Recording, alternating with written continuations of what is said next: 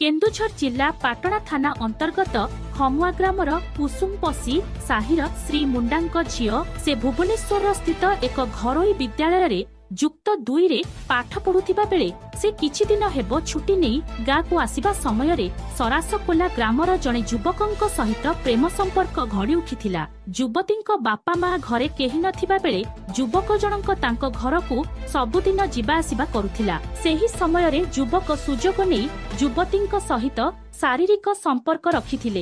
युवती जनक 8 मासर अंतस्वता थिबार जानि पारि युवक जनक फेरार होई जाइथिबा बेले युवती पाटणा थाना रे लिखित अभियोग करिथिले। अभियोग हेबा परे पाटणा थाना रे एक केस 53/25 मामला रुजु करी तदंत आरंभ करुथिबा पाटणा थाना अधिकारी सूचना दैछंती। केन्दुझररु दशरथ बारिकंक रिपोर्ट श्रीक्षेत्र न्यूज। कौन अभियोग पाटना थाना अभियोग करछंती कोन हेजी? राजेश प्रजापति गोटे पिला मत भल पाइबार अभिनय कर मो सह शारीरिक संपर्क रखे मत 8 मास गर्भवती कर बाहर को से फेरार हो थाना जाइए? आज्ञा थाना कौन कहले? थाना कहले 4-5 दिन पर ताकू अरेस्ट करा कौन सही 8 मास गर्भवती को देइचंती से माने के कले?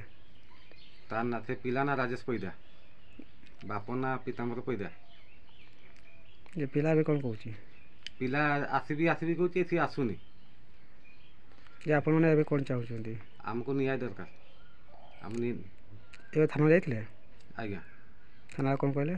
थाना रे हम तो 3 दिन 4 दिन हम देखिमु तापरे ये अरेस्ट करमु। हमको कहले अल्ट्रासाउंड करिया पई नेले केउझर तापरे भी आ काई किछि नाही। हमर पुलिस सुनुनी प्रशासन सुनुनी आ हमें कोन करमु?